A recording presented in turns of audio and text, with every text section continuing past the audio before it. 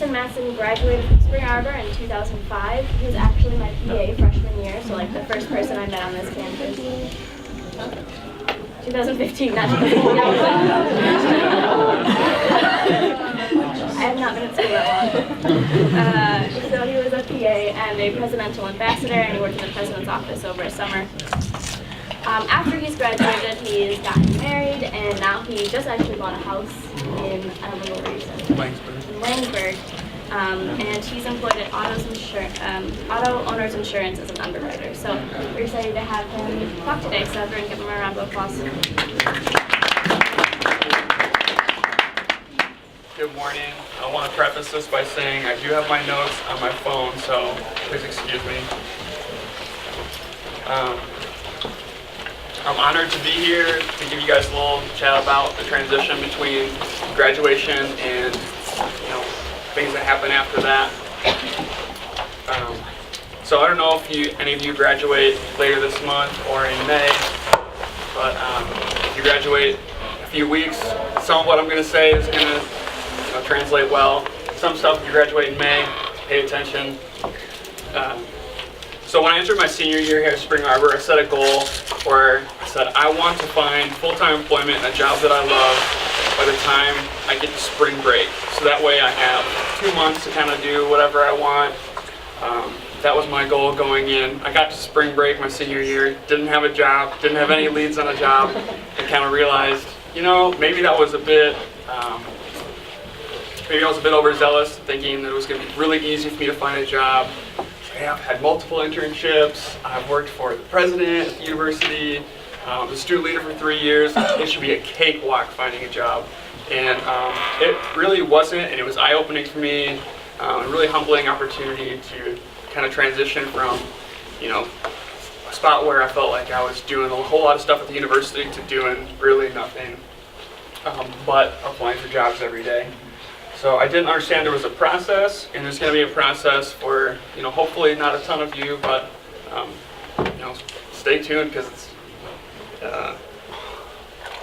it's definitely a process. It takes time. It's not going to happen overnight, but the biggest thing you need to do now is begin to network.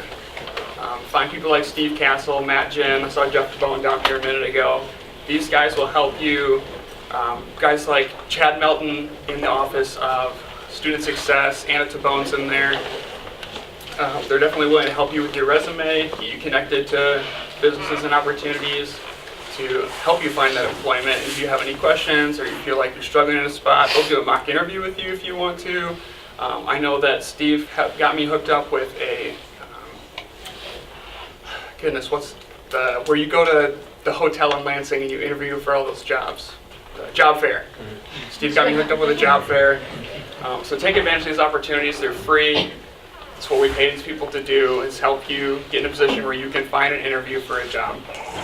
So I was looking at some stats, and in 2015, the average graduate did not find full-time employment until they've been graduated for 9 months. So 9 months is a long span, right? Thinking, holy cow, I've got loans to pay back. If I've got a grace period, most of the time that's 6 months. So there's 3 months there where I'm not gonna, maybe not have a job, but I still have to pay back my student loans. So that's something that can be scary. And sometimes there's not a grace period. I know that for most Spring Arbor students there is, but for some reason you have a private loan and you might be on the road to repayment before you even leave the parking lot after graduation. But that's not all bad. You're a few months ahead of paying your loans than everyone else. I don't recommend paying just the minimum. I can talk about that afterwards if you want, but I'll move on. So the biggest thing that someone told me going into my last semester was make sure you have a nest egg of money saved for that 9-month period between graduating and finding a job. And for me, I said, I'm going to have $400 saved, so that way if I need to, I can buy a new suit and I can get gas to get to the interviews. So I set it at $400, so I thought, it's probably only going to take me a month, 2 months to find a job, right? No. So I was lucky enough to have relatives that said, we'll let you live here for free, but you have to pay for your own lunches, and you have to apply for 10 jobs a day.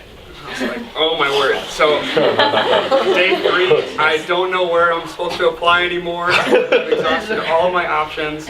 I'm to the point where I'm applying for jobs in Oregon, Massachusetts, California. I have no clue what I'm doing. But hey, I'm applying for 10 jobs a day. So that was what was asked of me, and that's what I did. I got to the point where I was so desperate for finding a full-time job that I applied for a full-time job with Petco to work from 3 a.m. to whenever, restocking their shelves, while I found another job. And I never got a call on that one. I had a college degree, had a ton of experience. Well, maybe not in stocking shelves, but I had a ton of experience and never got a call for it. But you know what? That's fine. The Lord had a plan, and it was not dog food. So getting to that nest egg, I don't know if any of you were like me, but my friends and I love to go out and do a Taco Bell run what seems like every night. And so after college, I've got no job, no income, but I've got this $400 nest egg that I really wanted to buy quesadillas with, but instead I'm eating my grandma's saltine crackers out of the pantry because I knew I might have to be buying a suit in a few weeks to go to an interview, and in which case I don't want to show up in jeans and a sweatshirt. So I made sure that I was diligent with the money that I saved. I made that $400 stretch. And then plus on top of that, I don't know if any of you are aware of this, but when you graduate from Spring Arbor, pending you haven't destroyed your room, your village, or your apartment, you do get a housing deposit back. So you could supplement that with your nest egg. I do recommend you give $20.17 or 18 cents to Steve so that we can keep this scholarship moving. Yeah. You're going to get back, if you haven't destroyed your room, I don't know what the housing deposit is now, $200 minus $20, 10% of that. That's basically a tithe. If you want to tithe it, Steve, that'll work. But things that you should be saving money for after graduation, like I said, are interviewing clothes and then gas to interviews were the 2 biggest things for me. I was lucky enough that 2 of my meals were accounted for. I know that that's not going to be the case for everybody, but if it's, and then maybe if you want to schedule in some money so that you're not eating your grandma's saltine crackers, maybe bump it up to like $600 or $700. But yeah, like I said, I was lucky enough to have family that took me in, and my grandpa has lived in the Jackson area his whole life, and so he helped me network and plug me into a bunch of different places. Coming in to talk to business owners, managers of companies. My grandpa was the general manager at a dealership here in Jackson, and he woke me up one morning at 7. He said, "Put your suit on. We're going in there, and they might not hire you today, but they're going to hire you in the next few weeks. So I'm going to force them to." And I was like, all right. So we got in there. I was like, sweet, I'm going to have a job in a couple weeks because my grandpa's going to strong arm this guy into doing it for me. And he's like, yeah, that's great. We don't have anything open for at least 5 or 6 months. So I'm back to square one. My grandpa said to me, "You can't live here for free anymore unless you are out of my house and applying for 10 jobs. You got to be doing something." So I started working at the pool in Jackson during the summer, and I was making minimum wage for a few hours a day, unless somebody had an accident in the pool, in which case I got sent home, not getting paid because diapers fall apart. That's a thing that happens in the pool. But the biggest thing there is I never stopped applying for my big boy jobs. I know that everyone here, you're thinking, oh shoot, Justin, what are you saying? I'm not going to find a big boy or big girl job for 9 months? It's not what I'm saying, but I'm just letting you know that it's going to be a process. It's not as easy as it looks, easy as it sounds. We're competing with people from other universities for the same jobs, people who have been maybe laid off from their other employment, or people just looking to pick up an extra job. So start now doing something to set yourself apart. Like I said, networking. Steve, Jim, Anna Tabone, and Chad Melton are great resources. They know a ton of people, organize a lot of job fairs. And then also, like if you've got an internship and, hey, I interned with this guy 3 months ago. I'm not saying email him once a week. I'm not saying text him all the time, but stay connected because you never know who knows somebody here or somebody there. Or, hey, yeah, Justin interned for me here and he was, really great at X and Y, and he would do Z, great for you. So just make sure that you're not burning any bridges, keep in contact with people. Ultimately, it's going to be a process, but there's so many resources here in the, is it still called the Student Success Center?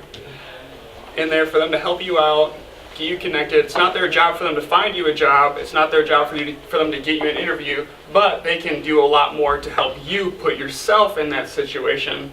I know a lot of my friends, we use the Student Success Center all the time for trying to find employment, and we thought, I heard some guy say, hey, you know what, he gave me the number to this guy, but, that guy never called. And I was like, well, did you call about it? Well, no, I figured, nobody's here to hold your hand, we're here to help, but ultimately, you've got to be the one to take a step out, use the resources given to you, because ultimately, it's going to be your job, your employment. There's only so much we can do. So, summer ended. I stopped working at the pool. Thankfully, I was no longer getting sent home because my notes say because poop. So then my grandpa did end up getting me into that car dealership on a temporary basis. And they said, hey, we can pay you $10 an hour to port new cars that come in to the back, and then if any cars that come in with chips in their windshield, you can fix those, and then that's basically what we're going to have you doing for a while. After a while, I realized that wasn't really going to go a whole lot further, and so I started sub-teaching. And sub-teaching is a great way for you to find a job to do in between graduation and your big boy or big girl job, because you don't need a teaching degree. You don't need, you don't even need a full degree. You just need to have 3 years of college completed. So you can do this in your senior year. You need to get fingerprints done, and they'll run a background check on you. If things pass through, it's $100 a day in your pocket. So if you're making $10 an hour for 40 hours a week, it's $400. Or you can sub for $100 a day, and you're only working from 7:30 to 2:30, in which case you've got a ton of time left. Joe Neal was a guy who used to work here, who gave me a call, found out I was sub-teaching in Jackson. He said, hey, I want you to come back to the university and help students develop a plan who are maybe struggling in the classroom, and we could figure out, you've got a C+, let's make a plan so you can get a B+ by the end of the semester. So it's doing that for a semester, and then all throughout this time, I'm still applying for 10 jobs a day because I'm trying to get my free housing for my grandparents. And I texted somebody that I used to work with here as a PA that works at the insurance company, and I said, hey, how do you like working at Auto Owners? And I got an 11 text reply about, this is great, how many opportunities they have for us is tremendous. I was overwhelmed with how many texts I was getting, so I was like, I'm going to put an app here, and I'm going to shoot her a text saying, hey, it's complete. She gave that to her supervisor, who gave that to her supervisor, and I got a call about, hey, coming for an interview. I came in, and then, I ended up interviewing for a few hours there, and within a week I got a call saying, hey, in a couple of months we want you to come in full time. So that actually happened on December 23rd, 2015, the day before Christmas Eve. I interviewed. And then the week after Christmas, I got the call. So I started January 25th, 2016, 9 months after I graduated. Average college student, takes 9 months to find your full-time employment, right? No. So, it's a process. Things take time. You've got to be patient. You've got to be diligent. Don't get complacent. I recommend everyone find some kind of temporary employment after graduation that allows you to still look for jobs. I would still continue to use the Student Success Center to help you find employment, because during the summer there aren't students that are running in there every day saying, please help me look at my resume, give me a mock interview, where can I improve? They're not bored by any means, but they've got time for you still. They don't hand you your diploma and say, see you in 4 years, hope you donate some money. I said earlier there's not a whole lot of hand-holding anymore, but that doesn't mean that there's no more support. So I know that I still keep in contact with Matt, Jen, play fantasy football together. Jeff DeBone, I still, up until last week, I still went to the Spring Arbor Methodist Church. So it's nice to still keep in contact. But like I said, if you've worked with somebody in the past, or you know somebody that works somewhere, don't be afraid, like, oh shoot, I haven't talked to Steve Castle in 3 years. I don't want to reach out to him because he knows somebody at Jayco that could get me an entry-level position or something. Like, don't be shy. To be honest with you, like in the professional world, everyone is like pretty focused on what they're doing, and when they hear from somebody in their past, it's not, oh, haven't heard from this guy in 3 years, I'm definitely not going to help him. Or years go by so quickly. I know I've only been out for 2 years, but I feel like I was just here 2 months ago. It's a process. Finding something does take a long time. Blood, sweat, tears. I remember thinking, I'm never going to find a job. This is never going to work out for me. I shouldn't have studied what I did in school. Why did I change my major freshman year? I could have been making so much money and have had a job beforehand. You're going to hear stories about students who have found a job already in February. Like, oh, I have a job coming out that's not the norm. I really want to just nail home that 9 months is the average. So some of you are going to find employment before 9 months, but it also means some of you are going to find employment after 9 months. It's just the average. So just like I said, networking is huge. Just keep in contact with as many people as you can. So don't to blow anybody's phone up, but don't burn any bridges. Stay patient, stay persistent. 10 jobs a day is pretty excessive. You'll run out of places to apply. But I mean, you can't just quit. Ultimately, if you want to begin with the end in mind, I know that's really cheesy and cliche, but if you want to get to point B, starting from point A, you're going to have a few roadblocks here and there, but if you really want to get there, be persistent by it. Put in your apps, put in your time. Your resume, hey, if you're not getting any hits, I've had to change my resume 4 or 5 times by the time I graduated, by the time I found my full-time employment. So you're always improving. I'm a big believer in, you're either getting worse or you're getting better. There's no such thing as staying the same. So if you want something and you have a goal in mind, you have to continue to work at it. Otherwise, you're not getting any better. So just like to wrap it up. You guys know the drill. If you want to stay and ask questions, like either move up or just stay seated or whatever, feel free to grab some more coffee and donuts. You got some homework to do. And next week is the last week, so remember if you come out of 5 out of 6, you can get a free coffee card. So, and that's with Matt Hill. So you love this stuff. I told Timmy like he could get a free cars with Matt Hill. Like Timmy like that Matt Hill like himself the coffee cards or okay. Everybody. Not staying up too late. I know how that gets.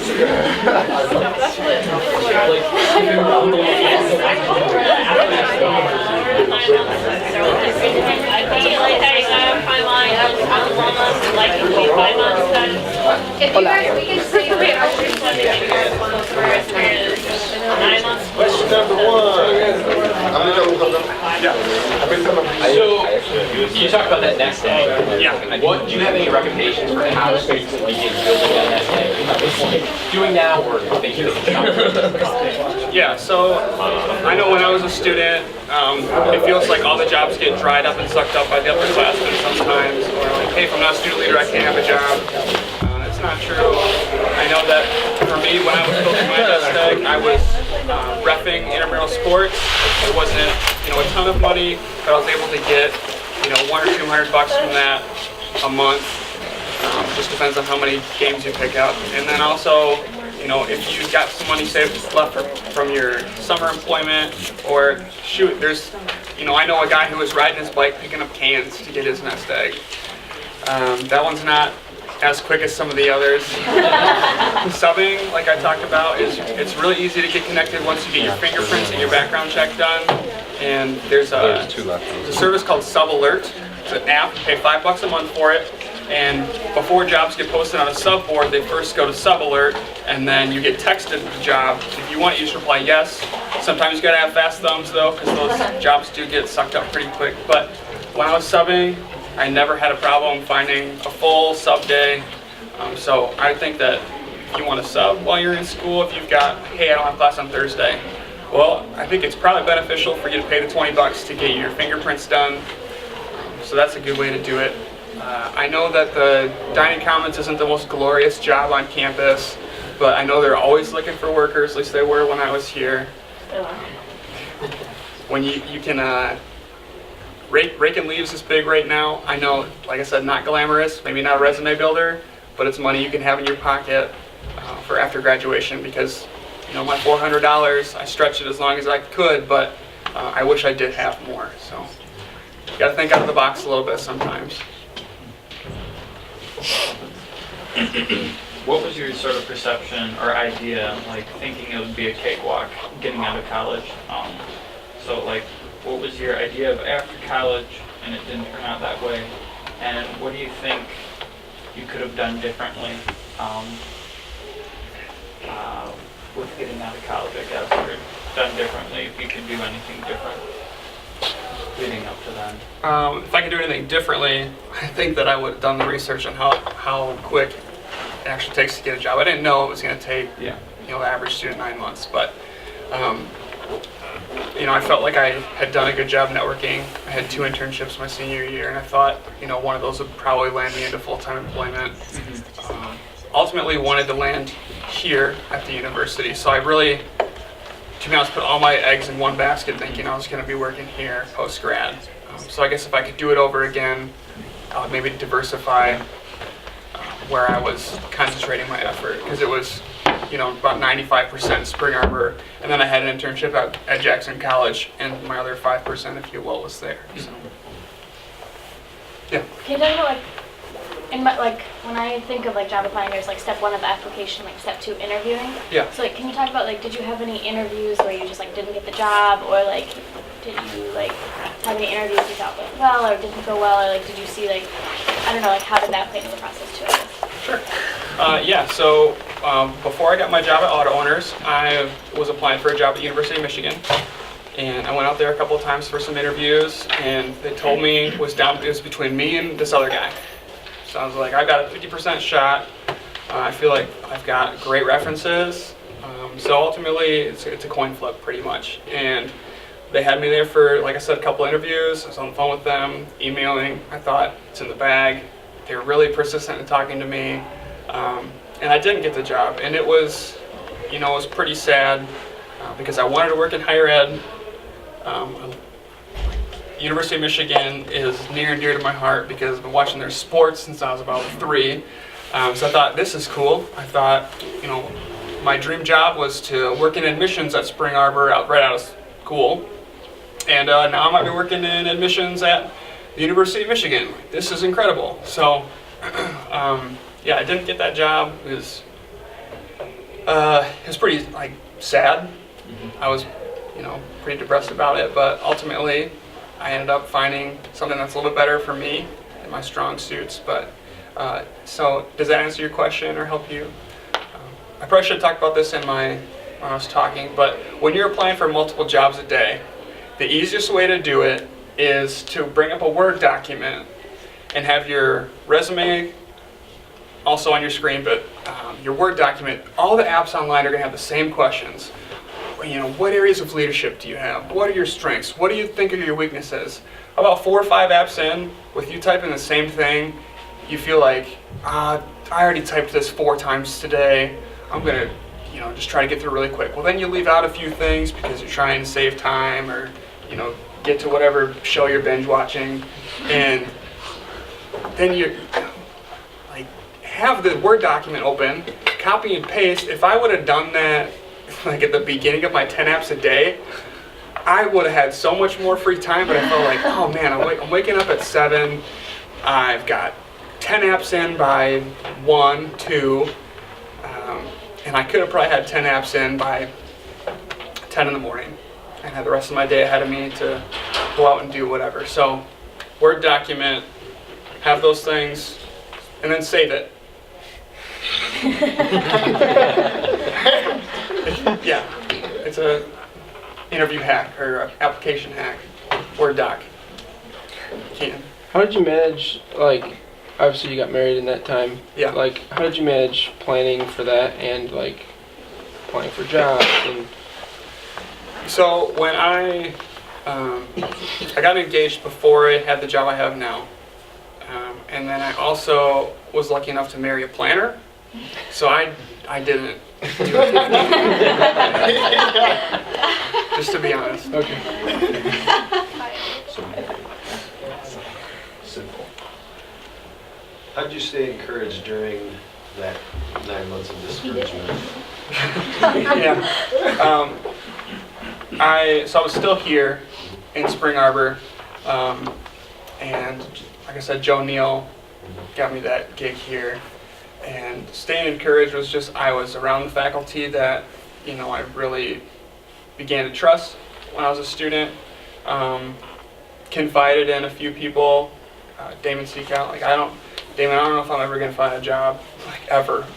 It seems like nobody's hiring, and if they are, you've got to have a master's degree and 25 years of experience to make $20,000. And stay persistent, ultimately it's going to happen at some point. You just got to keep your nose to the grindstone.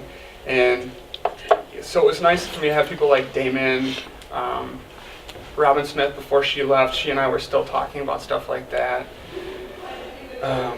So just confiding in other people, being open, honest. I wasn't fishing for compliments by any means, but it was helpful to have people in my corner. That's how. Yeah.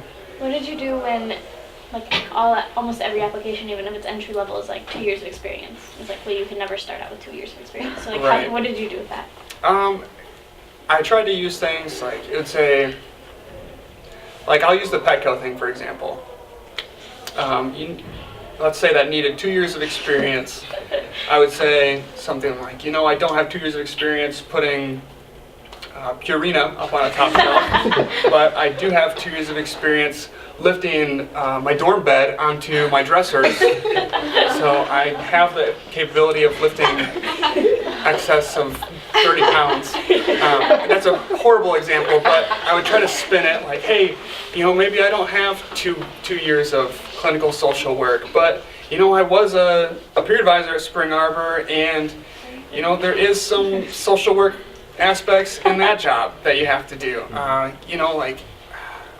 There's a multitude of ways that you can, I don't want to say fluff your 2 years of experience, but don't think that just because you don't have 2 years of experience in a social work realm that you can't find a way to bridge what you're doing now to the working world. Because being a student is demanding and taxing, and sometimes being a student is harder than being an employee. So just finding a way to find the right wording to make sure that they know that you're not just sitting behind your computer playing Minecraft or whatever.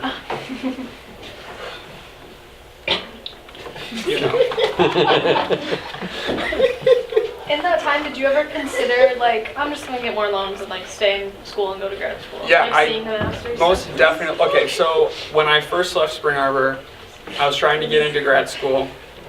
I think I applied to 4 or 5. I got into 1 here. And the program that I was looking for is a 2-year program. It's offered at Spring Arbor, but it's a 3 to 4 year depending on what you want to do. I sat down, punched the numbers, and I thought, maybe I don't want to go to grad school because the degree that I'm seeking is not directly correlated with the field that I'm going to go in. So even if I spend the money and go through grad school and do all the work, it still doesn't mean I'm going to end up where I wanted to. There was no set degree offered anywhere around here that I could find. So I ultimately said, maybe I'm not going to go to grad school. I'm totally confident that I made the right decision.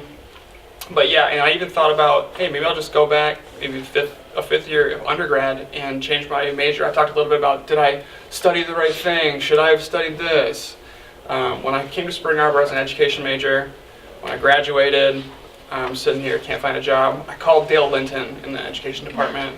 And I said, Dale, I want to come back and get my education degree. And he's like, okay.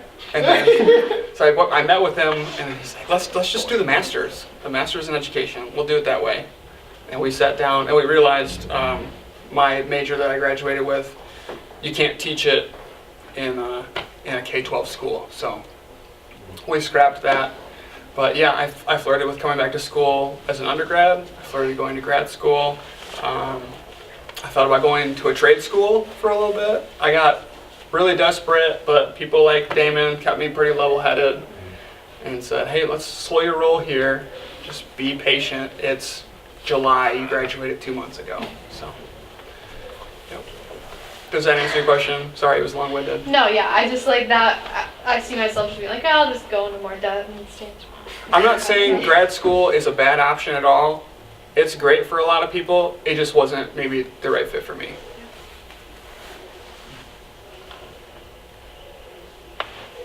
How do you feel being in a job that doesn't necessarily have a lot to do with what you graduated with? Yeah, so that was something that I thought when I got hired at the insurance company, I thought, I'll probably be here for a year and then I'll move on and do something else. Well, now I've been there for almost 2 years. I didn't study anything business related. I was a psychology major, and I come to realize that maybe what you study in school, you don't get hired in that field, but there still are aspects of that. I came in as an education major. I wanted to be a teacher, and then I thought, hey, being a school counselor would be pretty fun, so I moved over to the psychology realm for a little bit. And then I flirted with the idea of being a real estate agent after school. There's a lot of, differences in transition, but I promised my parents I'd get a degree, so that whole real estate thing really scared my dad. So I think I'm going to drop out and start selling real estate. He's like, no. You've got 2 semesters left, and and then if you want to do that, you can. But so I don't work doing anything in psychology, but I feel like the classes I had, the internships that I've had, gave me an opportunity to find ways to. So with my job, I'm talking to people all the time that over the phone or in my office that are maybe really upset, and I'm glad that I was a psychology major because it helped me to learn how to diffuse a situation. So, you still use some of the tools that you've gathered. You just maybe not, I don't have a practice. I don't do anything clinical, obviously, but the skills that I've learned and the knowledge I've gained is still valuable in my field, even though I didn't necessarily study it and vice versa.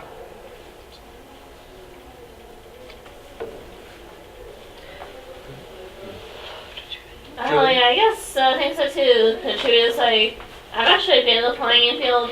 Actually, I probably applied for a lot shorter time than you, but I still get the feeling like I can't get anywhere. But I guess what helps is to encourage. It's like any help you need or something like that, cover letter or something. Mm-hmm. And you can cut short the amount of time you have to apply for jobs if you found, I don't have to do this CPAS, employment tests, whatever. After all, I can just go straight to applying for jobs. And then, in that job interview, so big boost and encouragement. And actually, the average, time it takes to get employment is not 9 months because, this range, if I got fully employed right before coming to college, to this last semester, which I didn't, because I had the last semester, it would have been less than a month that it was taken to me to get employed, and then, my brother is 5 months, so, since the grace period is 6 months, that means they expect, and maybe on average, that you'll get employed in 6 months or less. Which is true, which means 9 months or longer. It's a little bit of a stretch, maybe a little bit longer than some people. Yeah, so I don't know. The data that I was looking at is a few years old, so maybe it's changed. But I guess ultimately the thing I was trying to say is if you've got the expectation that you're going to graduate with a job in your pocket, you know, I really hope that happens for you, but this was my experience when I thought that, and so I was more so hoping to, I'm not saying, I wasn't hoping to crush dreams, but I was hoping to bring everyone back down to earth a little bit, so. Yeah, I guess it probably depends like how many jobs are you applying for. Like I use edgeline.org, applied for so many jobs on there, which probably helped, but also like if you have a lot of experience like in that field that you're applying for jobs for, maybe it'll like help make it easier to like get a job sooner than if it's like nothing laid out to like what you studied or what have job experience in.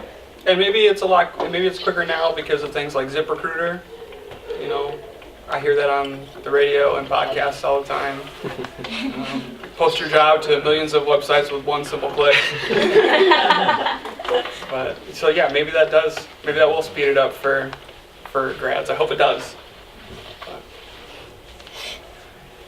I think, from my perspective, just talking to like lots of alumni and having a fun opportunity to connect with lots of people. What Justin's saying is it's spot on because I think he hits on a lot of things well as far as, I think the expectation is huge, and I think he had priorities of what is it that I want to do with my life, because I think even within the search he was saying he was trying to kind of stay within a community that he's part of, he was engaged and things like that, so that's priority number one, where if it was, hey, on Facebook or when people ask, I want to be able to say, here's my job, and that was his main priority in life, was that he could have moved to some other state or went overseas and got Korea or something like that. Like there's tons of stuff you can do, but part of it, like as you figure out what you're doing, is what are your top priorities in life, because if there's a grad program you don't really care that much about, you're going to take out 40 grand more in debt, but it's so that when people ask and say, yeah, I'm in grad school, and there's less of that awkward feeling, is that worth the next 15 years of your life paying off this degree that actually you didn't really want? So he had the patience to kind of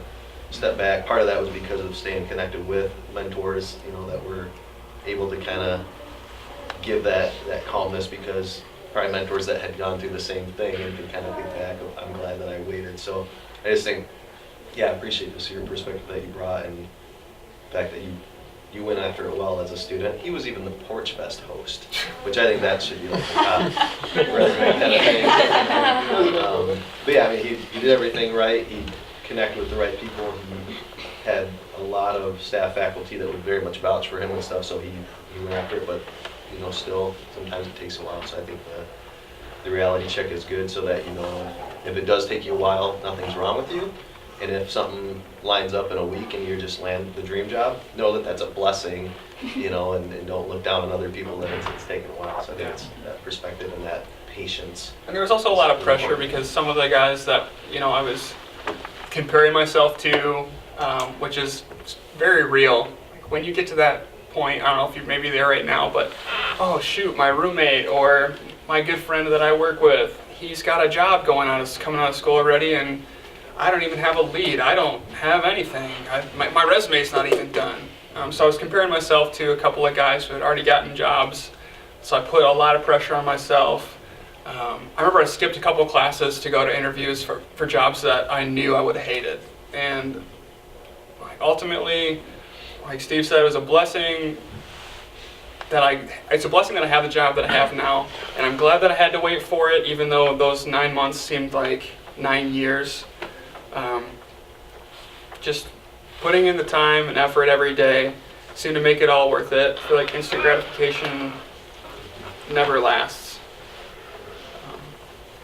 But yeah, that thing you said about grad school is very real. I just thought for a while, I'll go back to school. So that way, hey, what are you doing? I'm back in school. Oh, cool. Scholarly. We got elbow patches now.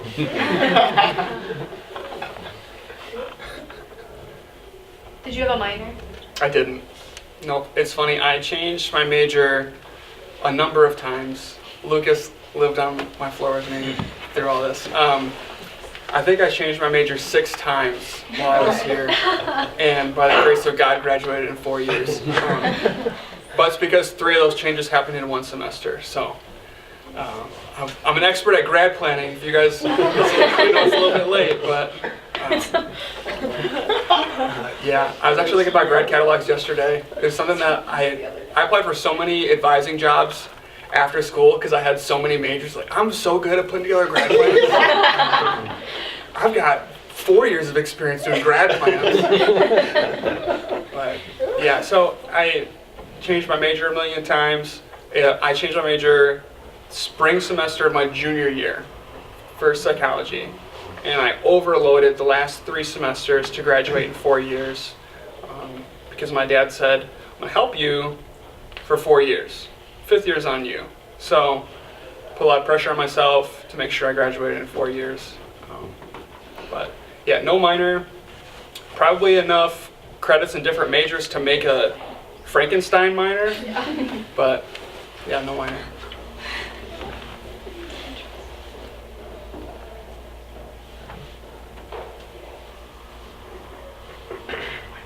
All right, any more questions?